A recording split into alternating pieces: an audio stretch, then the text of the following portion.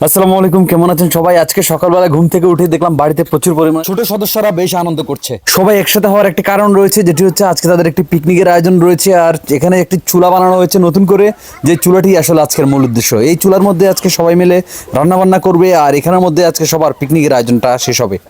প্রথমে নতুন যে চুলাটি ছিল সেখানের মধ্যে বেশ কিছু আয়োজন শেষ করার পরে সবাই মিলে চলে আসলো বাগান থেকে লাকড়ি কোড়ানোর উদ্দেশ্যে। ছোটবেলায় এই ধরনের পিকনিকের আয়োজনে আমরা হাঁড়ি পাতিলের মধ্যে বালু গাছের পাতা দিয়ে রান্না করতাম আর খাওয়ার অভিনয় করতাম। কিন্তু আজকে ইশরাক এবং তার আশেপাশে যে ছোট ছোট ভাই বোন রয়েছে তাদের সবাই মিলে একটি পিকনিকের আয়োজন করা হচ্ছে, আর যেখানে আজকে সত্যি সত্যি খাওয়ার আয়োজন করা হচ্ছে।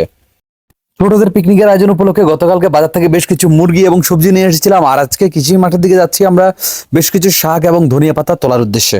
শীতকালীন সকালবেলায় সোনালী রোদের উপস্থিতি, এই জন্য পরিবেশটা এক অন্যরকম অনুভূতি।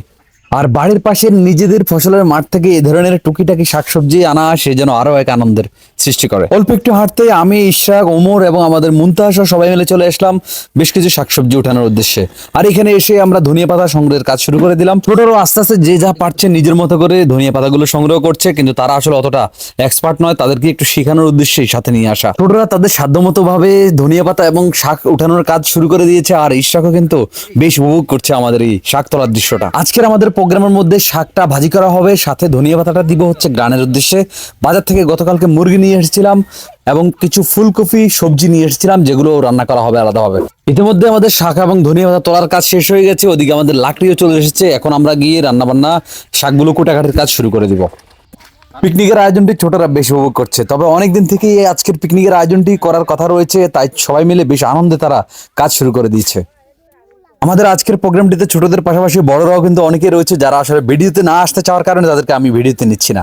বড়রা তাদের শাকসবজি কাটাকুটার কাজে প্রচুর পরিমাণে ব্যস্ত রয়েছে, অপরদিকে ছোটরা খেলাধুলার কাজ নিয়ে ব্যস্ত। আরো বেশ কয়েকজন ছোট সদস্যের উপস্থিতির কথা থাকলেও তারা আসলে বাড়িতে না থাকার কারণে উপস্থিত হতে পারেনি। অপরদিকে মুনতাহা কিন্তু আগুন দেওয়ার কাজে আস্তে আস্তে লেগে পড়েছে, সেই নতুন চুলাটিকে আস্তে আস্তে উদ্বোধন করে দিল। ছোটখাটো এই পিকনিকের আয়োজনটিতে ছোটদের পাশাপাশি বড়রাও কিন্তু বেশ উপভোগ করছে। ছোট যে কয়েকজন রয়েছে সবাই এখানে আসছে, দেখছে এবং উপভোগ করছে। তারা যে যার মতো ছোটখাটো কাজে লেগে পড়ছে, বড়রাও তাদের কাজগুলো সুন্দরভাবে গুছিয়ে নিচ্ছে। সব ধরনের কাজগুলো গুছিয়ে এখন রান্নাবান্নার কাজ শুরু হয়ে গেছে। আর আমাদের আজকের আয়োজনের মধ্যে প্রথমেই বসিয়ে দেওয়া হলো ডিম। ছোটবেলায় যখন আমরা এই ধরনের পিকনিকের প্রোগ্রামগুলো করতাম, তখন যে যার ঘর থেকে কেউ চাল ডাল, কেউ তেল নুন এক একজন একটা নিয়ে আসতাম, আর আমরা রান্না বান্না করে সবাই এক জায়গায় বসে খেতাম। সেই শৈশব স্মৃতিগুলো আজ আবার চোখের সামনে বরাবরই ভেসে উঠলো।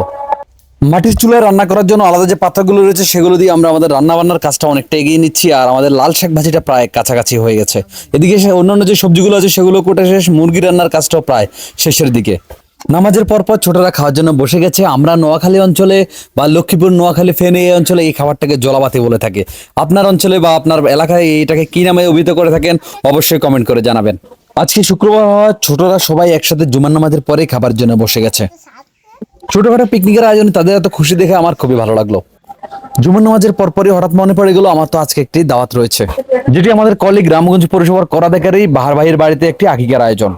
তাই তাড়াতাড়ি রেডি হয়ে ছুটলাম এই আয়োজনটিতে অংশগ্রহণের উদ্দেশ্যে। আর গিয়ে দেখি আমার অনেক দেরি হয়ে গেছে। এখানে এসে বসে খাওয়া দাওয়া শেষ করলাম। আজকে আর বসে ছোটদের সাথে খাওয়া হলো না, পরবর্তীতে হবে হয়তো অন্য সময়। সবাই ভালো থাকবেন, সুস্থ থাকবেন, আল্লাহ হাফেজ, আসসালামু আলাইকুম।